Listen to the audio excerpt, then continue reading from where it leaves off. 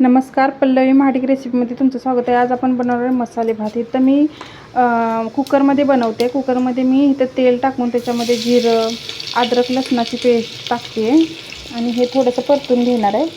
हे थोडंसं परतून झालं की ह्याच्यामध्ये आपण कांदा टाकणार आहोत।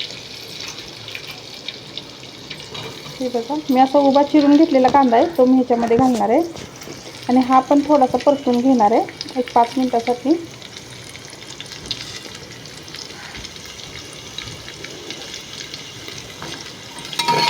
हा भात खायला खूप छान लागतो आणि झटपट पण होतो। इथं आपला टोमॅटो परतला की ह्याच्यामध्ये कांद्याची पात मी घालते। कांद्याची पात किंवा कांदा तुमच्याकडे नसेल तरी चालते। तुमच्याकडे ज्या बी भाज्या आहेत ना त्या तुम्ही घेऊ शकता। इथं माझ्याकडे इथे बटाटा, गाजर, वाटाणा आणि फरसबी होती, ते मी चिरून घेतल्या, धुवून घेतल्या 2-3 वेळा। आता ना हे सगळं भाजून झालं की ह्याच्यामध्ये मीठ आणि हे मी मसाले घेतलेत। त्याच्यामध्ये ना बिर्याणी मसाला आहे आणि धने जिरे पावडर आहे।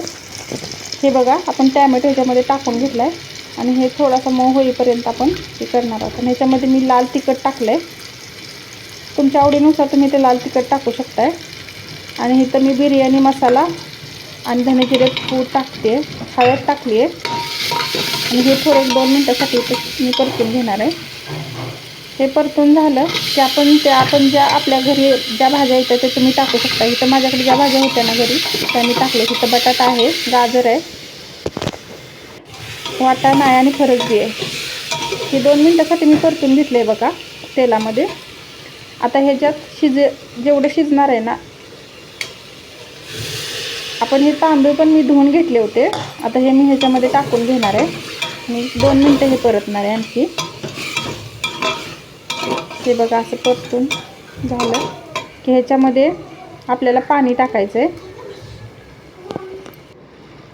हे बघा, पाणी मी इथं भात शिजायपुरतं टाकणार आहे।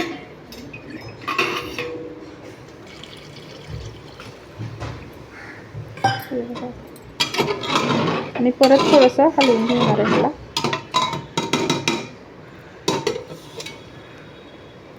आता ह्याच्यामध्ये आपल्या चवीनुसार मीठ टाकायचं आहे